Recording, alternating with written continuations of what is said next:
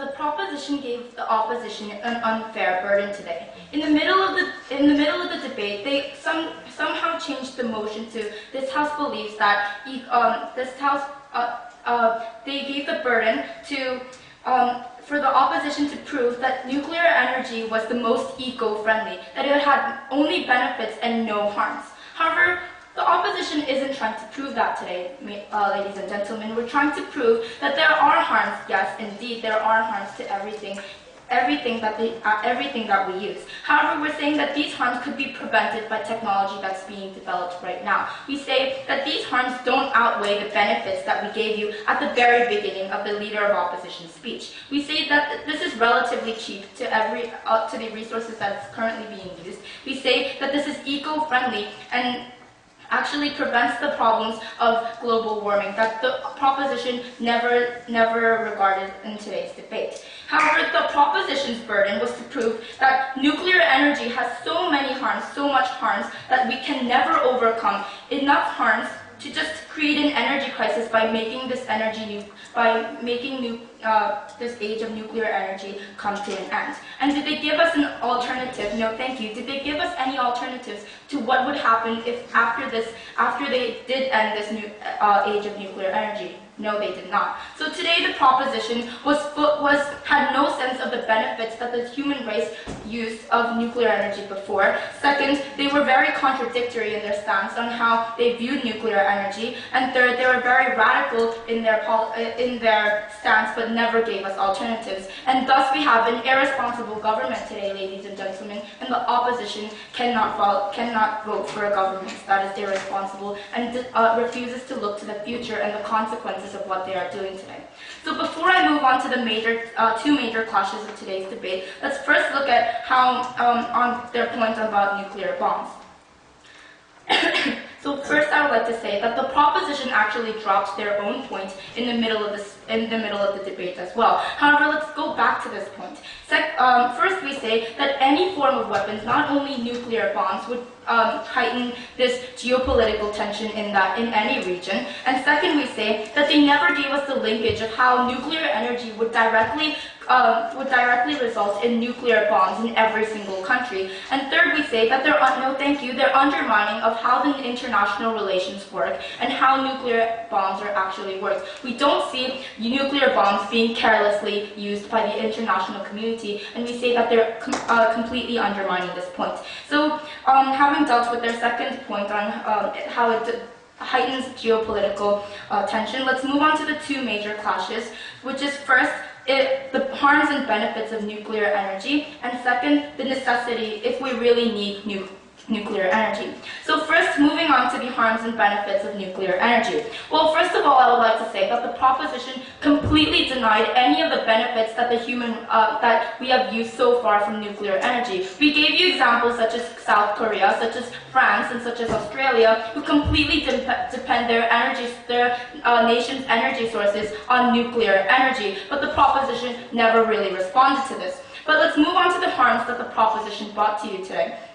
They first said that disassembling these nuclear power plants and the ripple of radioactive energy, no thank you, is a harm of nuclear energy. Well, first I would like to say that this only happens when there are accidents of nuclear energy, and we say that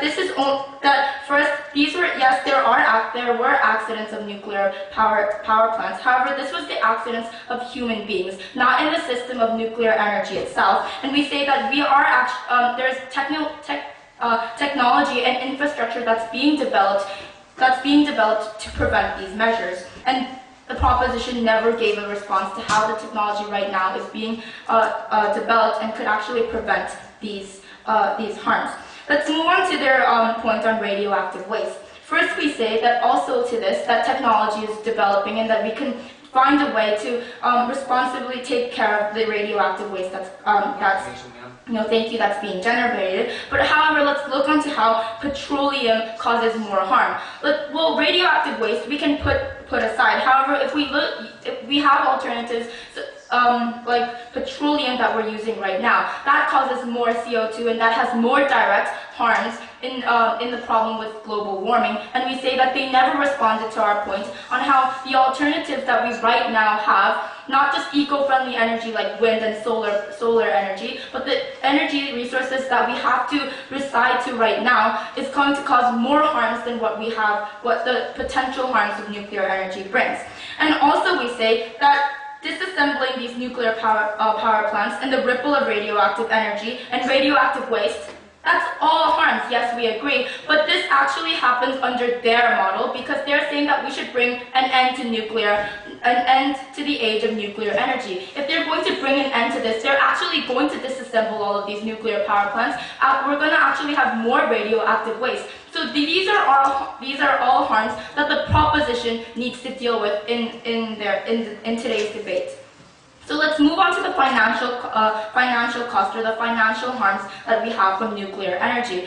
They said that there's too much of a higher cost to get rid of these nuclear power plants. Well, first, as I said before, I would like to say that there's more cost that we get from global warming, and this is not just a problem that's occurring in the future. This is happening right now, and we have no alternative to this, but the government, again, neglected to respond to this.